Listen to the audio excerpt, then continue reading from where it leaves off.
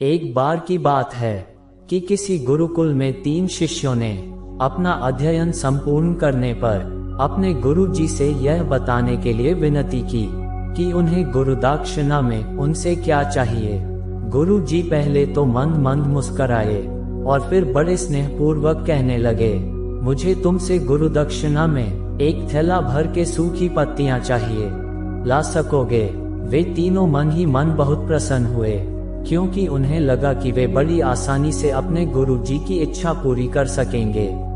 सूखी पत्तियां तो जंगल में सर्वत्र बिखरी ही रहती हैं। वे उत्साहपूर्वक एक ही स्वर में बोले, जी गुरु जी, जैसी आपकी आज्ञा।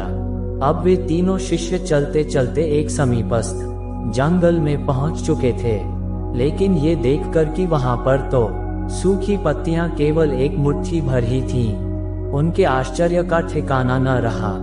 वे सोच में पड़ गए कि आखिर जंगल से कौन सूखी पत्तियां उठा कर ले गया होगा। इतने में ही उन्हें दूर से आता हुआ कोई किसान दिखाई दिया। वे उसके पास पहुंचकर उससे विनम्रता पूर्वक याचना करने लगे कि वह उन्हें केवल एक थैला भर सूखी पत्तियां दे दे। अब उस किसान ने उनसे क्षमायाचना करते हुए उन्हें ये बताया कि वह उनकी मदद नहीं कर सकता, क्योंकि उसने सूखी पत्तियों का ईंधन के रूप में पहले ही उपयोग कर लिया था। अब वे तीनों पास में ही बसे एक गांव की ओर इस आशा से बढ़ने लगे थे कि हो सकता है वहां उस गांव में उनकी कोई सहायता कर सके। वहां पहुंचकर उन्होंने जब एक व्यापारी को देखा तो बड़ी उम्मीद से उससे एक थैला भर सूखी पत्तियां देने के लिए प्रार्थना करने लगे, लेकिन उन्हें फिर से एक बार निराशा ही हाथ आई, क्योंकि उस व्यापारी ने तो पहले ही कुछ पैसे कमाने के लिए सूखी पत्तियों के दोने बनाकर बेच दिए थे। लेकिन उस व्यापारी ने उदारता दिखाते हुए उन्हें एक बुई माँ का पता बताया जो सूखी पत्तियां एकत्रित किया करती थी।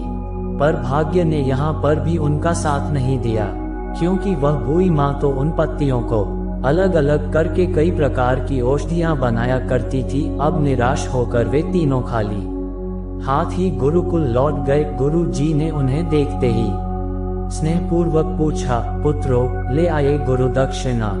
तीनों ने सर झुका लिया। गुरु जी द्वारा दोबारा पूछे जाने पर उनमें से एक शिष्य कहने लगा, गुरुदेव, हम आपकी इच्छा पूरी नहीं कर पाए। हमने सोचा था कि सूखी पत्तियां तो जंगल में सर्वत्र बिखरी ही रहती होंगी, लेकिन बड़े ही आश्चर्य की बात है कि लोग उनका भी कितनी तरह से उपयोग करते हैं। गुरु जी फिर पहले ही की तरह मुस्कुराते हुए प्रेम पूर्वक बोले, निराश क्यों होते हो?